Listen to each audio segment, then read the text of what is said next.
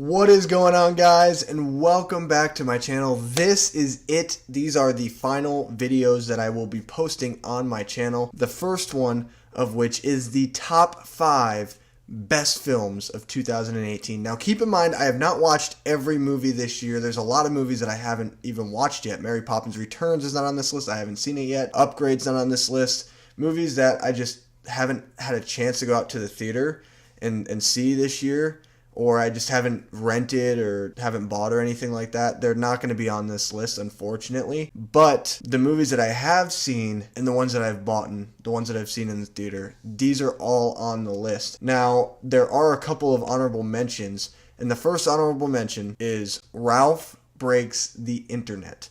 This movie was one of those movies where the sequel didn't look as promising as what the original film was, and I really loved the first Wreck-It Ralph. I thought it was so original, it was so unique, and it told a very beautiful story.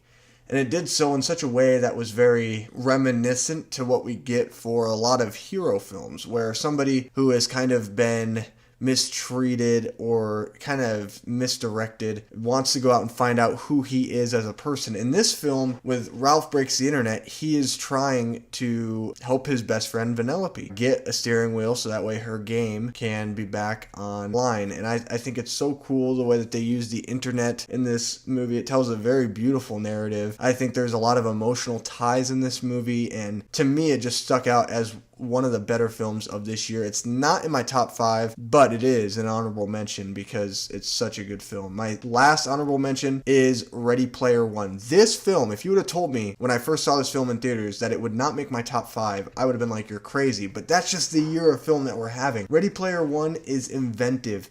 I absolutely love the visuals that are on display in Ready Player One. It's something that's totally new and unique, and it has this freshness to it, but this similarity at the same time. The thing I really like about Ready Player One is I love all of the nostalgic Easter eggs that are hidden within this movie. It's so cool to see the world that they built in the Oasis, and how that was able to be translated from page to screen was just absolutely beautiful. Told a really good story, very predictive story. Obviously, we knew that our heroes would succeed, but it did so in such a way that was very entertaining, and it was a movie that I have the Blu-ray and I've seen it multiple times because of just how much I enjoyed it from that first viewing in the theater. So Ready Player One, not in my top 5, but it's an honorable mention. And now we get into my top 5. Number 5. This might be a surprise because I thought this would be higher. That is Black Panther. I love Black Panther. It was a great, unique MCU film, and it was a new installation that we hadn't seen before. And I really like this film because I love the African tones. I love that you get this element of the African culture, and it's done so well, and it's woven so intricately in this story to where everything just makes sense. I really like the villain of Killmonger. I thought he was the best villain we had in the MCU until Thanos came around, but he is one of the strongest villains I've seen in a comic book movie, and you really feel for Michael B. Jordan, who gave an amazing performance. It's one of the best performances of the year, in my opinion,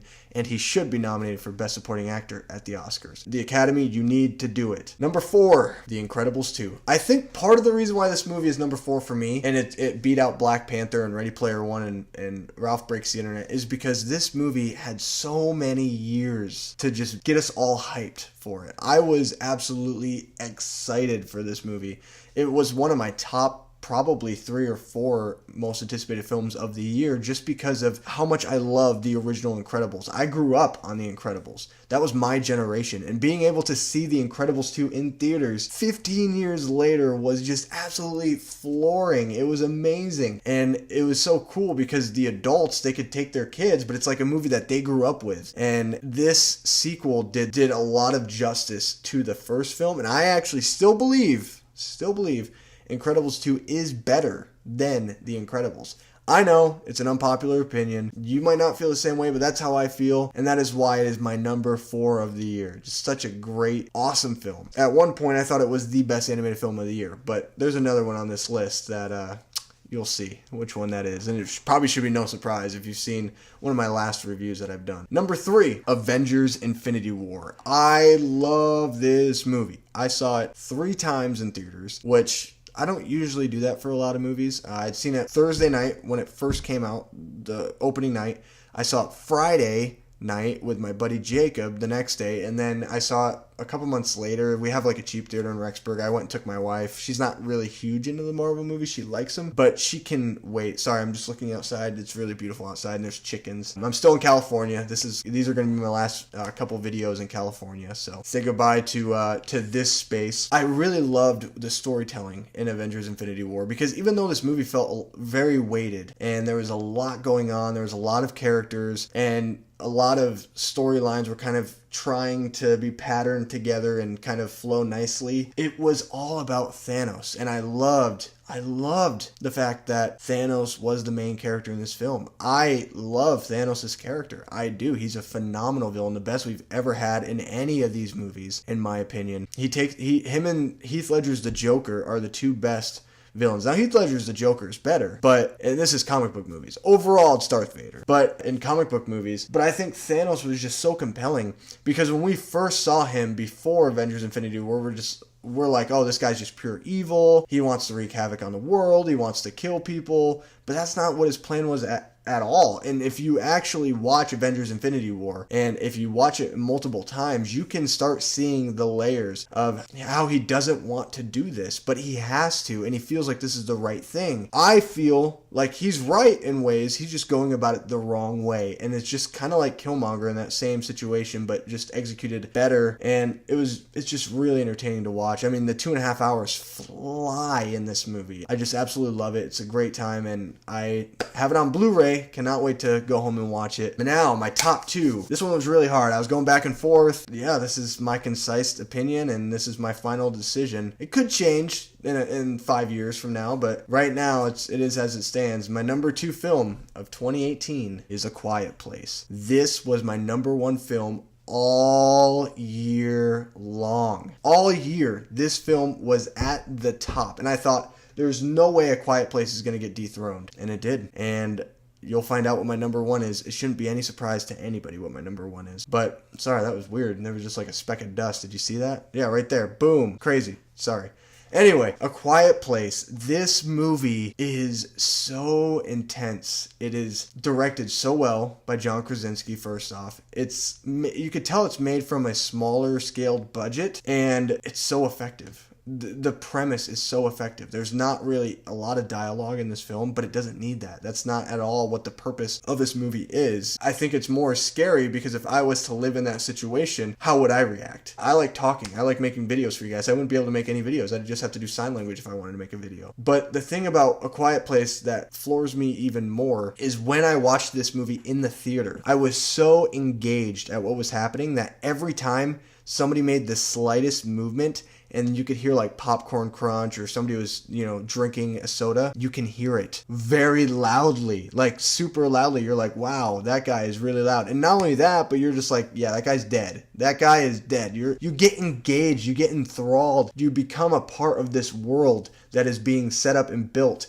And I just absolutely love it. And I also love that it doesn't take time to explain the monsters. It really just gets right in. Starting off at like day 72 or 79 when it first starts off in the movie. It's just absolutely insane the way that they just kind of get right into it without any backstory, and I love it. I think it definitely did not need a backstory, and I'm really happy it didn't spend time giving us that backstory. My number 1 film of the year of 2018, Spider-Man Into the Spiderverse. Yes, this film is my number 1 film of the year. Wow. This film is incredible. I think it is no doubt going to win the Best Animated Film of 2018 at the Academy Awards.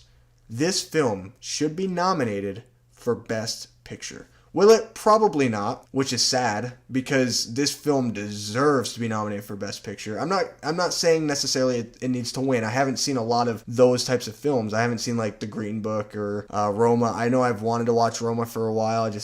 Every time I get close to watching that movie, I'm just like, I don't know. It looks kind of boring and it's not really my type of movie. Spider-Man Into the Spider-Verse showed us that Miles Morales is an awesome Spider-Man. He fits really well into the suit of Spider-Man. Everything that is Spider-Man.